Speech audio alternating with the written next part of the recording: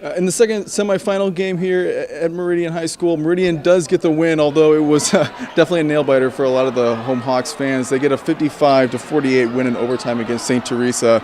Meridian got off to a really hot start. They had a 26-8 lead midway through the second quarter, but really just couldn't find any rhythm. They had 18 turnovers, really couldn't get their offensive game going after that hot start. And St. Teresa seemed like they were just chipping away, and it looked like they were going to take the lead, but it got down to it, and they were down by one. Drake Baker got fouled by J.D. Mattingly on a three-pointer. He hit the first one to tie the game at 46, but missed the second two. Patrick Altoff couldn't hit a really long three, but it sent the game to overtime. And Meridian, after that, looked like the team that they were in the first quarter.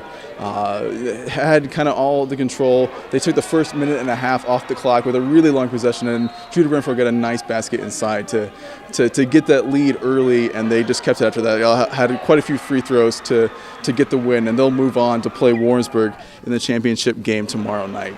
For Meridian, Lane Kircher had the big game. He had 19 points, and Judah Renfro had 16. Quan Bradford with 10, so three in double digits. But it was just one of those games where it just seemed like they got that, like I said, they had that hot start, and then afterward they couldn't. There wasn't really one person who took over.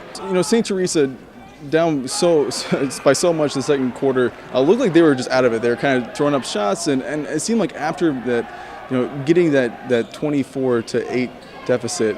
After that, it seemed like they were able to get a little bit of rhythm. They were able to define the basket, and Rayshawn Smith was a big part of that. He was able to get to the line quite a bit in the second half. Actually finished 7 of 7 from the line in the second half, but Meridian does get the win, 55-48 win in overtime. They'll, like I said, move on to play Warrensburg Latham in the championship game.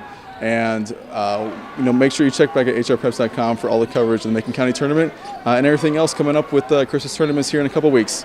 For the Herald Review, I'm Aaron Dow.